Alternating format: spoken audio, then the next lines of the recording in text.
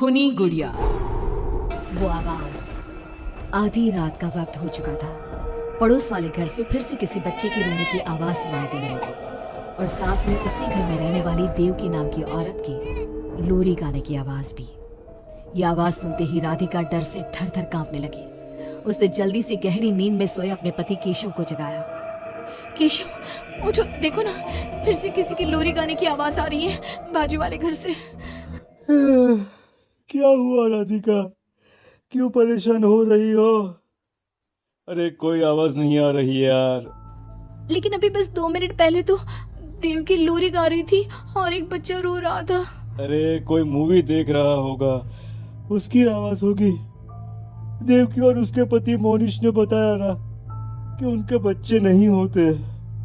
उस घर में कोई बच्चा नहीं है। अब ना तुम भी सो जाओ और मुझे भी सोने दो। लेकिन अभी बस 2 मिनट पहले तो देव की लोरी गा रही थी और एक बच्चा रो रहा था। राधिका हैरान थी कि आवाज सिर्फ उसे ही सुनाई क्यों देती थी। लेकिन जब उसके पति केशव ने उसकी बात नहीं सुनी तो वो सोने की कोशिश करने लगी। लेकिन राधिका के कानों में किसी छोटी बच्ची के हंसने की आवाज गूंजने लगी। राधिका बुरी तरह से डर गई थी। अगली सुबह मैं दुकान जा रहा हूँ, आज माल खत्म हो रहा है दुकान में। इन दिनों पता नहीं क्यों लोग जमकर खिलौने खरीद रहे हैं।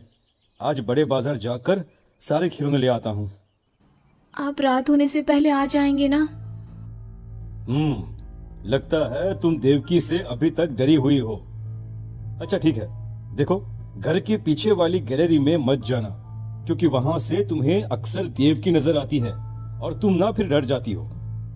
ठीक है केशव, मैं आज उधर जाऊंगी ही नहीं। जब भी उधर देखती हूँ कुछ डरावना ही नजर आता है। केशव दुकान चला जाता है। तभी अचानक राधिका को याद आता है कि घर की गैलरी में उसने कुछ कपड़े सुखाए थे। डरते हुए वो वहां जाती है। दूसरी तरफ देवकी की गैलरी नजर आती थी।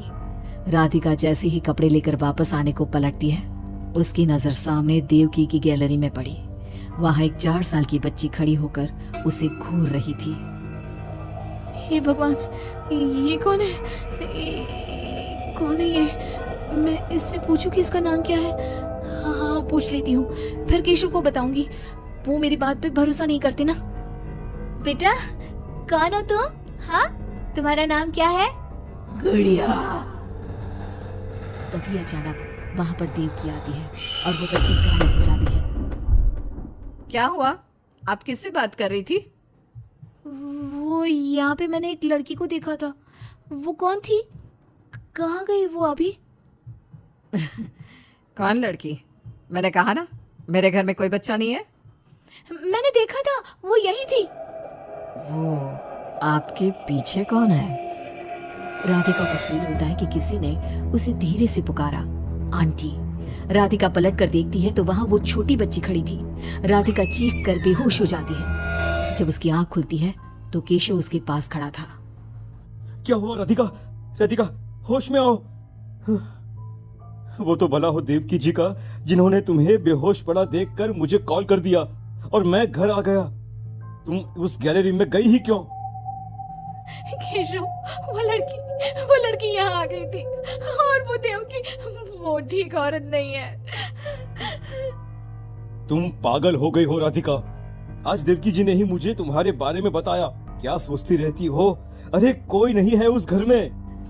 अगले दिन केशव की दुकान जाते वक्त, मैं भी आज आपके साथ चलूंगी।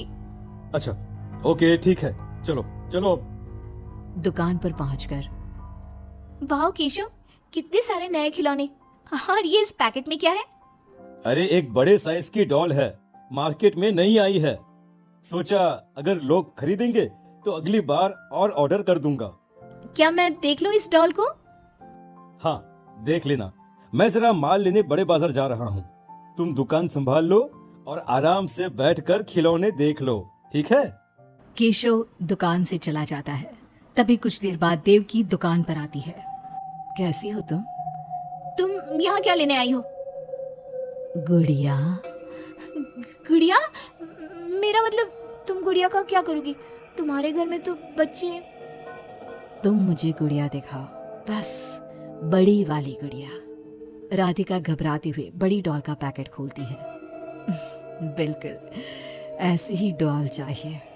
आज वो खुश हो जाएगी इसे देखकर। कौन कौन खुश हो जाएगी? देवकी अजीब नजरों से राधिका को देखती है और बिना कुछ कहे पैसे देकर चली जाती है। उसके जाने के बाद राधिका शॉप के अंडरग्राउंड में नए टॉयज का मॉल चेक करने जाती है। वहां बच्चों का एक झूला था। राधिका ने देखा कि वो झूला हिल रहा था, जैसे अभी अभी कोई वहां से उतरा हो। राधिका को किसी छोटे बच्चे की आवाज आती है। कौन है वहाँ? वही छोटी लड़की जो देविका के घर दिखी थी राधिका के सामने आ जाती है। आंटी, मुझे गुड़िया चाहिए, वो बड़ी वाली। मेरे पास कोई गुड़िया उड़िया नहीं है। बड़ी गुड़िया चाहिए, मुझे दे दो, नहीं तो मैं ये सारे खिलौने जिंदा कर दूंगी और फिर वो आपको मार डालेंगे। कौन हो तुम? मैंने कहा ना नहीं है मेरे पास बड़ी गुड़िया। अभी तो थी ना, कहाँ गई? वो देवकी ले गई अपने साथ। अभी जाओ और मेरी गुड़िया लेकर आओ, वरना। उस छोटी लड़की के नाखून बड़े हो जाते हैं और पैर उल्टे। वो बहुत ही खौफनाक दिखने लगती है। नहीं नहीं, देखो मैं अभी जाकर तुम्हारी गुड़िया लाती हूँ। तुम यहीं रुको। नहीं, मैं तुम्हारे साथ चलूंगी, कहीं तुम भाग गई तो।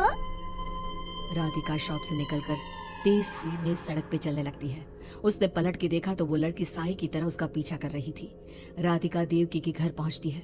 दरवाजा खुला था। राधिका अंदर गई, वहां कोई नजर नहीं आया, बस सामने वो गुड़िया रखी थी। राधिका चुपचाप गुड़िया को उठा के वहां से आने लगती है। पीछे से आवाज आती है, रुको, ये क्या कर रही हो?